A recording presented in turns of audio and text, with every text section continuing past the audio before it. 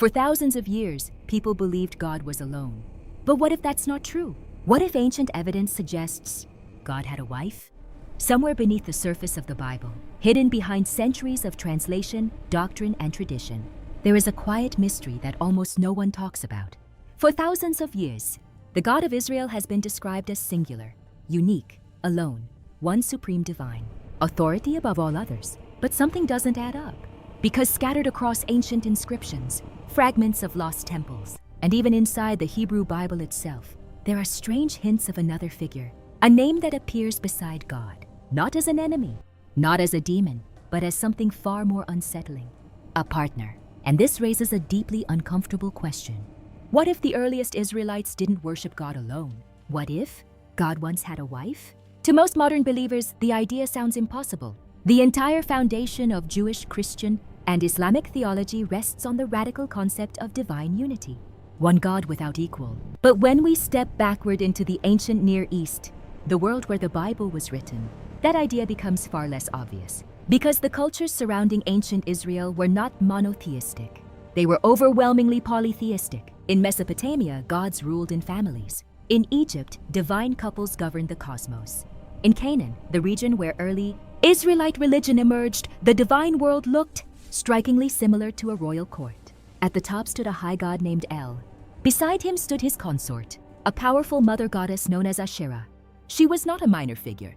In Canaanite mythology, Asherah was called the mother of the gods, a divine matriarch, a figure associated with fertility, wisdom, and protection.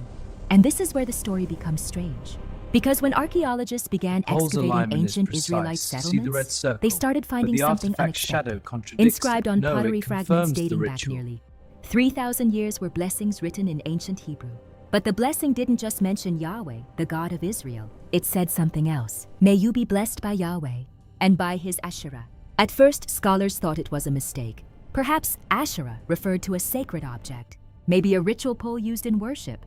But the evidence kept growing. In two separate archaeological sites, Kuntilat Ajrut in the Sinai and Hirbet, El Qom in Judah, inscriptions appeared using the same phrasing. Yahweh and his Asherah. The possessive language is difficult to ignore. His Asherah, not an idol, not a shrine, but something belonging to the divine. And this raises an unsettling question. Were early Israelites quietly practicing a form of divine partnership that later theology erased? The Hebrew Bible itself seems strangely aware of this possibility. Scattered throughout the Old Testament are repeated warnings about the worship of Asherah.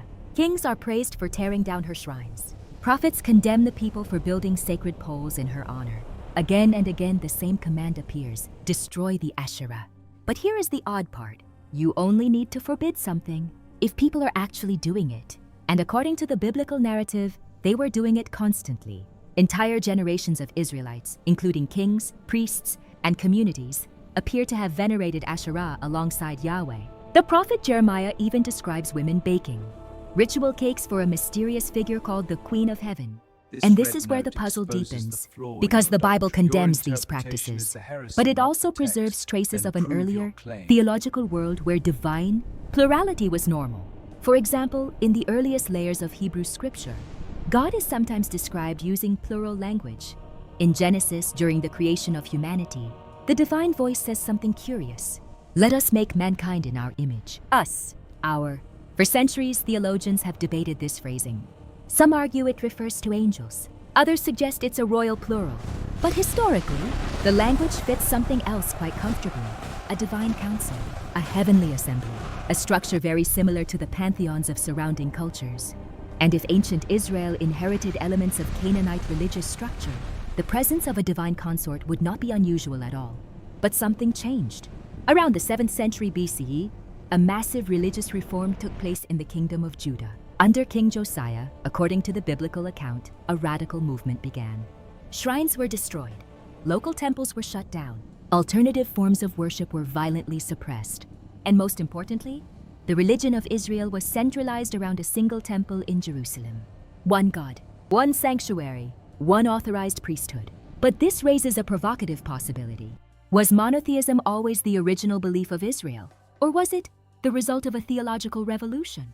A political and religious restructuring that slowly eliminated competing divine figures. Because if Asherah had once been widely worshipped, removing her would require more than destroying statues. It would require rewriting the narrative.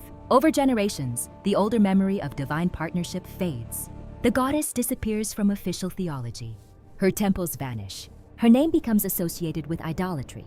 And eventually, the idea that God ever had a consort becomes almost unthinkable.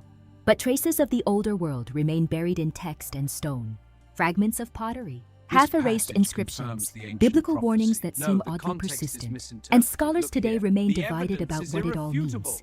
Some argue Asherah was never literally understood as Yahweh's wife, only a symbolic cult object. Others believe the evidence points toward something much more radical, that early Israelite religion evolved out of a polytheistic environment, where divine relationships were once taken for granted. But perhaps the most fascinating part of the mystery isn't whether Asherah truly stood beside Yahweh in the earliest stages of Israelite belief. It's what her disappearance reveals. Because religions do not develop in isolation. They evolve through conflict, through reform, through the quiet rewriting of sacred history. And sometimes, the most powerful figures in a story are the ones who vanish from it. So the question lingers, was Asherah simply a forbidden idol, condemned by prophets and kings? Or was she something far more unsettling, a forgotten queen, erased from one of the most influential religious traditions in human history? And if that possibility is even partially true, then somewhere in the foundations of monotheism, there may once have stood a throne, meant for